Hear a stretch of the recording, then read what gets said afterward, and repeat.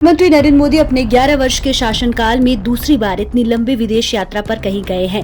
इससे पहले 2015 में 6 जुलाई से 13 जुलाई के बीच प्रधानमंत्री रूस और मध्य एशिया के 5 देशों की यात्रा पर गए थे। इसके बाद प्रधानमंत्री की यह सबसे लंबी विदेश यात्रा है। इस यात्रा में प्रधानमंत्री ग्लोबल साउथ यानी कि अफ्रीका, लैटिन अमेरिका और कैरेबियन देशों की यात्रा पर हैं।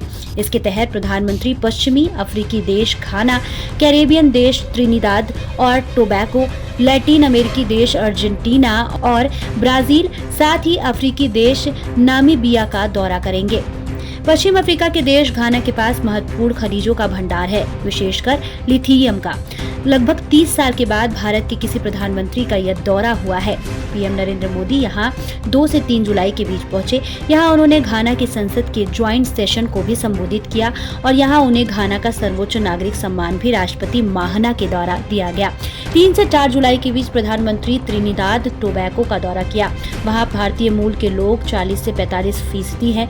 वहां की सत्ता भी भारतीय मूल के नेताओं के हाथ में है। 1845 से 1917 के बीच लगभग 1,17,000 भारतीयों को अंग्रेज मजदूरी करने के लिए वहां लेकर गए थे। आज यहाँ भारतीय मूल के लोग हर क्षेत्र में महत्वपूर्ण भूमिकाओं में हैं। भारतीय अब त्रिनिदाद टोबैगो की सामाजिक संस्कृति की पहचान बन चुके हैं। इन देशों के साथ अपने रिश्ते और मजबूत करना भारतीय प्रवासी कूटनीति का एक बड़ा अहम हिस्सा है।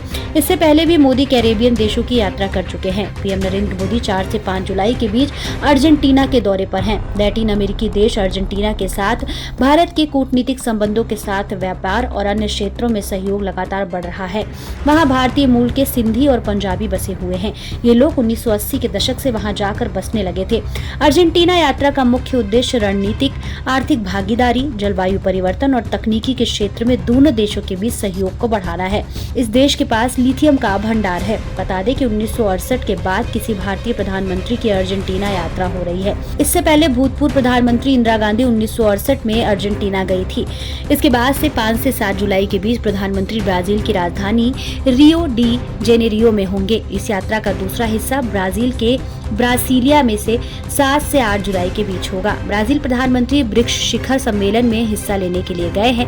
इस बार ब्रिक्स शिखर सम्मेलन की अध्यक्षता ब्राजील कर रहा है और अगले साल यह मौका भारत के पास होगा, जब ब्रिक्स शिखर सम्मेलन की मेजबानी भारत के पास होगी। मोदी ब्रिक्स में हिस्सा लेने के साथ साथ ब्राजील का निजी दौरा भी करेंगे। बता दें, भारत के बाद ब्राजील को G20 की अध्यक्षता मिली है। ब्राजील ने 2023 में भारत में आए हुए G20 शिखर सम्मेलन में हिस्सा लिया था और मोदी पिछले साल नवंबर में G20 शिखर सम्मेलन में गए थे।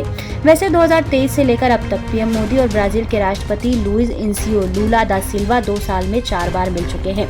दोनों देशों के बीच 2024 से 25 के बीच में 12.20 अरब अमेरिकी डॉलर का व्यापार हुआ था। बता दें, भारत और ब्राजील का संबंध 77 वर्ष पुराना है। रक्षा, ऊर्जा, अंतरिक्ष, जैव ईंधन, तेल और गैस, कृषि, खाद्य प्रसंस्करण, पशुपालन, स्वास्थ्य और आयुर्वेद, तकनीकी सहयोग, सांस्कृतिक आदान प्रदान गहरा और व्यापक है।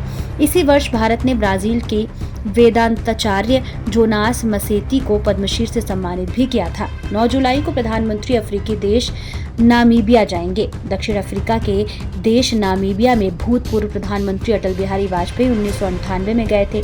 इसके बाद कोई भारतीय प्रधानमंत्री नामीबिया नहीं गया था। 27 साल के बाद किसी भारतीय प्रधानमंत्री की यह पहली नामीबिया यात्रा होगी। नामीबिया की चर्चा सितंबर 2022 में भारत में खो गई थी, क्योंकि तब 8 चीते नामीबिया से भारत लाए गए थे, जिन्हें कूनो राष्ट्रीय उद्यान में लाकर रखा गया था। वन्यजीव संरक्षण में दोनों देशों की भागीदारी है। इसके अलावा नामीबिया में महत्वपूर्ण खनिजों का भंडार है। खनन में भारत नामीबिया की पूरी मदद कर रहा है। भारत नामीबिया को डिजिटल प्रशिक्षण भी देगा।